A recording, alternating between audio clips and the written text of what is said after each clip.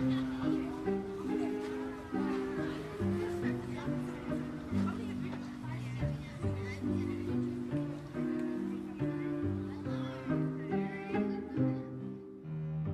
was our property from one corner to the other, believe me. We were kids that didn't have many toys. And in the back lane, we found everything that we needed to build our fantasies and to build creative play. Oh, you could do anything you wanted in the laneway. You know, it's like it really belonged to you. We looked out every morning when we woke up and every night when we went to sleep over our little domain, the laneway.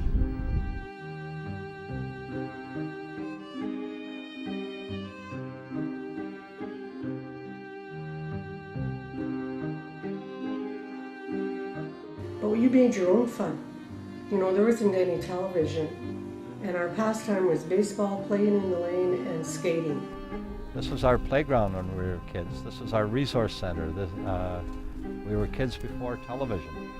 We'd have seances and pretend that there were ghosts in the laneway. And anything we wanted to, theater, magic shows. The kids that lived in the neighborhood would come by laneway and they'd have to pay a penny to come into the yard to see our shows. So.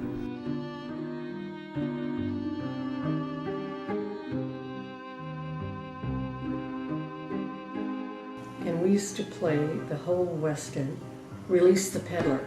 And that was our base. I don't know if you ever knew how to play Release the Peddler. Well, you had to get to the base safely without the cop catching you. I can't figure out how we played the games that we did, because with Billy it always had to be like Army or Cowboys, something like that, where Billy would get to chase us.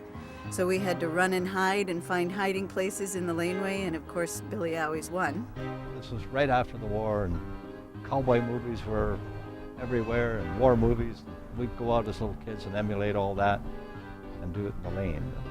And when I grew up, there were a lot of children in the lane. There were 6 in my family. There were 6 in the Cameron family who lived next door. And across the street from the Camerons were the Calgaries. Kids in every house. You know, the Burnses had 13, the Clares had a big hassle of them. My family had a modest 6, so there's armies building everywhere. in the summertime it was great, because that's when we used to think that it was great to pop a tent and light in the laneway, and the warmth of the air felt really good. This is where we did all our daydreaming and planning for our future, and we spent a lot of time playing with, I remember the cardboard cutout dolls, and our favorite was the Lemon Sisters, because then Julie could have a few and I could have a few, and they had all those really nice pretty 1950s dresses that we could dress them up in.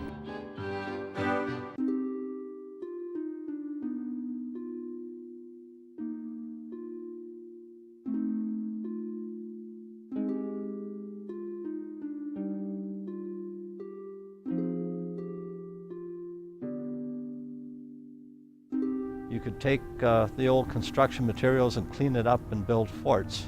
There's old furniture. You build a fort, you could furnish it right from the laneway.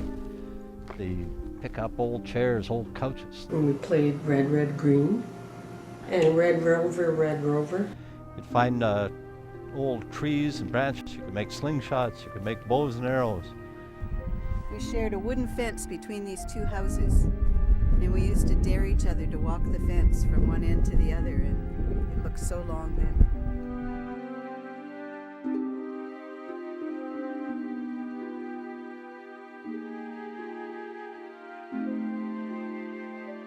We all turned out all right.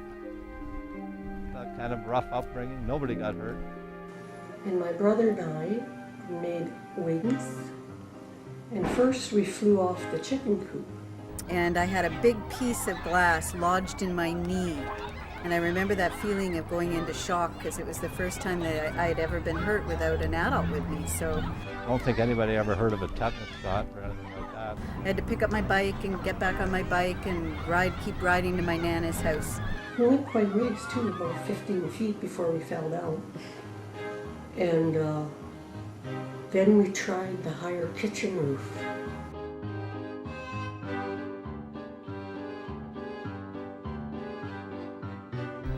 ever remember being scared in the laneway.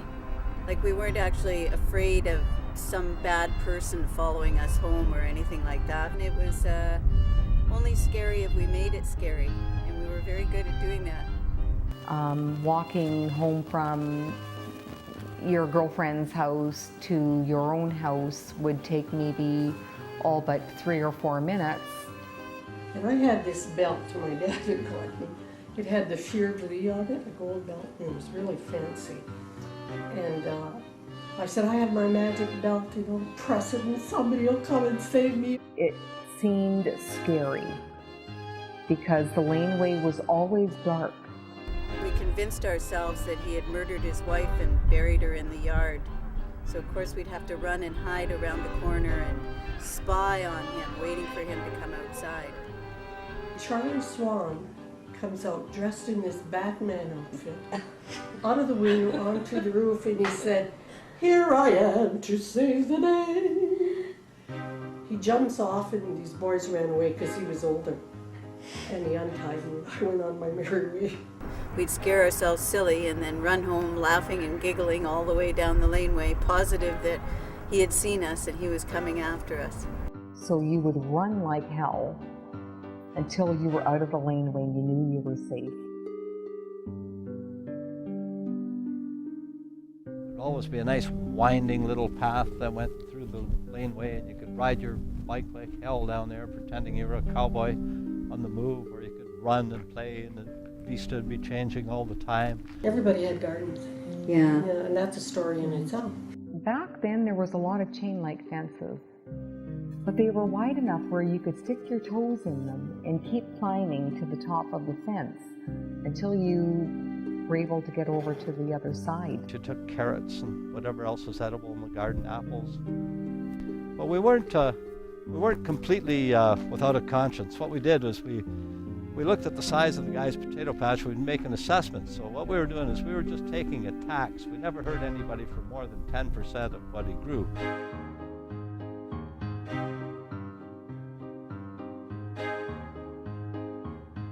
The kids would walk up and down with long sticks off the barn that they had torn off, and we'd kill bats because the bats were rampant. There were so many barns at that time when I was growing up. When I was growing up, almost everybody seemed to have a dog, and dogs were chained in the backyard. They were never brought into the house. I'd built a hutch to keep a rabbit in, and I'd built a little chicken coop and kept them. Go out into the back lane and cut grasses, dry them for hay that I'd use for bedding in the wintertime. Feed them there in the summertime. Put the rabbit under an orange crate, move the crate as he ate the grass. So my little farm back in the alley. And somewhere along this laneway was a dog named Snowball, big white dog. And we watched her give birth to puppies in the doghouse and then struggled to keep them from freezing to death during the winter.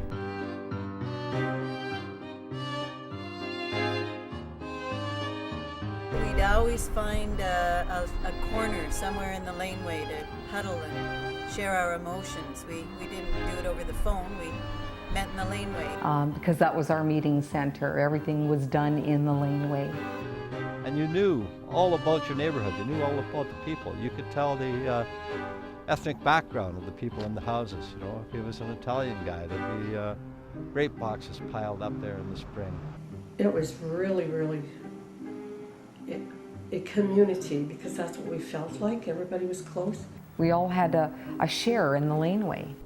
This was our playground when we were kids. This was our resource center. It was our property. You didn't have to get permission to go there. And that's the back lane story.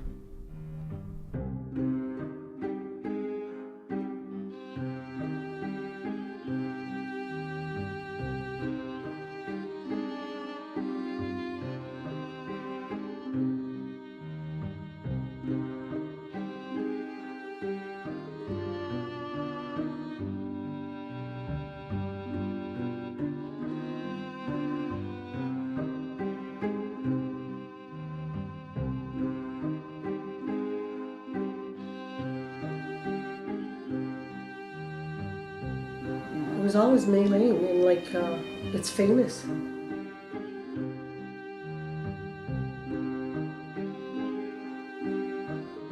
So that's where we grew up, in the back lane. I always tell folks that life was a lot simpler then when all the good guys wore white hats.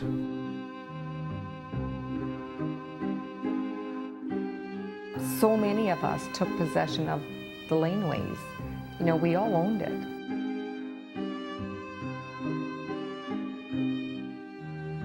Nobody had to come through the front door. Everybody could come through the back door, the kids' door.